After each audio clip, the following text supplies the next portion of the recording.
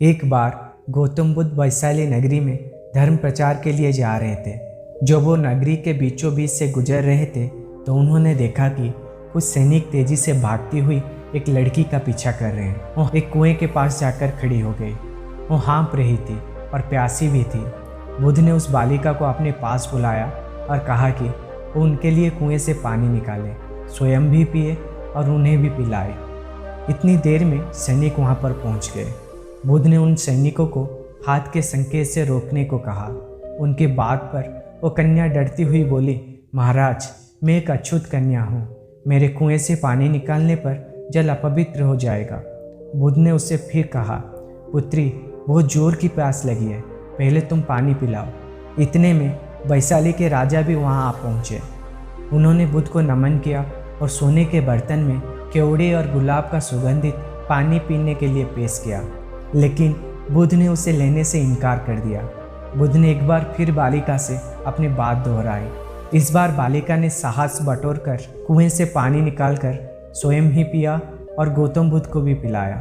पानी पीने के बाद बुद्ध ने बालिका के भय का कारण पूछा। कन्या ने बताया, मुझे संयोग से राजा के दरबार में गाने का अवसर मिला था।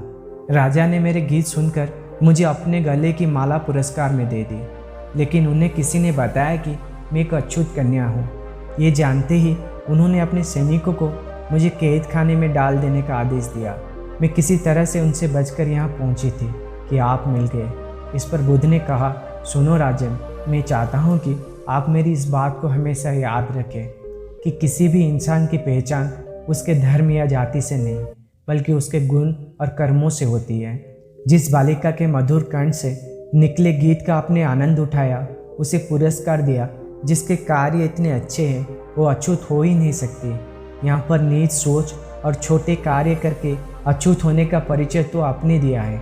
इसीलिए मेरी नज़रों में ये कन्या नहीं, बल्कि आप अछूत हैं। वैशाली नरेश बुद्ध के सामने शर्मिंदा होने के अलावा और कर भी क्या सकते थे। उन्होंने बुद्ध से क्षमा मांगी और वहाँ से चले गए। तो दोस्तों, इस कहानी से इस शिक्षा मिलती है कि कोई भी इंसान अपने कार्य और विचार से बड़ा बनता है, अपने धर्म या जाति से नहीं। आपको अगर हमारी कहानी अच्छी लगी तो वीडियो को लाइक करिए, चैनल को सब्सक्राइब करिए और हमेशा खुश रहिए।